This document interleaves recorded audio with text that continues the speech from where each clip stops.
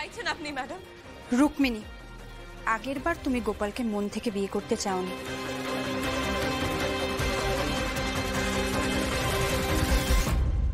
কিন্তু এবারে যখন গোপালকে ভালোবেসে ফেলেছো, নতুন করে সংসার করতে চাইছো, তাহলে তোমাকে কিন্তু আবার নতুন করে সবটা শুরু করতে হবে। তোমাকে গোপালকে আবার বিয়ে করতে হবে।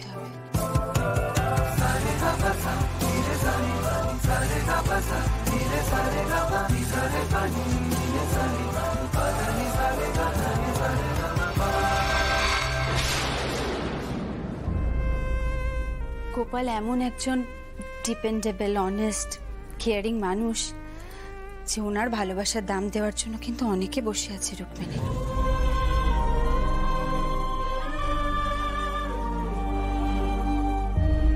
তোমাদের ডিভোর্সের পরেও আমি এই বিয়েতে কেন রাজি হচ্ছে জানো?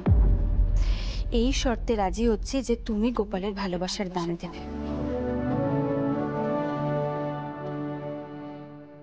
ওনার মতো মানুষ কিন্তু অনেক ভাগ্য করে মেলে রুক্মিণী। পারবে তো? কথা দাও যে ওনাকে ভালো রাখবে।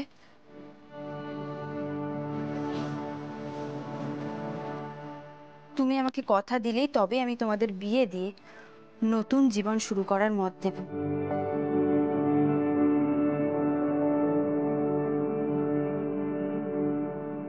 এগুলো তুই কি করছিস মা?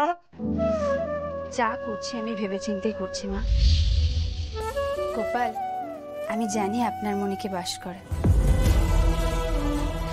কিন্তু তবুও ভেবেছিলাম আমার ভালোবাসা দিয়ে আমি আপনার মনটা জয় করে নিতে পারবো, কিন্তু এখন আর সেটা সম্ভব নয়। রুক্মিণী তো চলে এসেছে। আপনি ভালো থাকবেন গোপাল।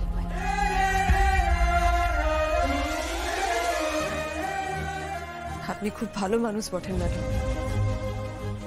সত্যিই দমে ভালো মানুষ বটেন। দেখবেন আপনি আপনি লিচিয়েও ভালোবাসার মানুষকে পাবেন, নিশ্চয়ই পাবেন। ভালোবাসা মানে তো ভালোতে বাস করা, তাই না? আর আপনি তাই করলেন। আমার দাদার ভালোবাসার লিগে আপনি আপনি নিজের ভালোবাসাটা ত্যাগ করলেন। আপনার ভালো হবে ম্যাডাম, তবে ভালো হবে। সিরিয়াসলি, আমরা তো ভেবেছিলাম এখানে এসে বিশাল বড় ঝামেলা হবে।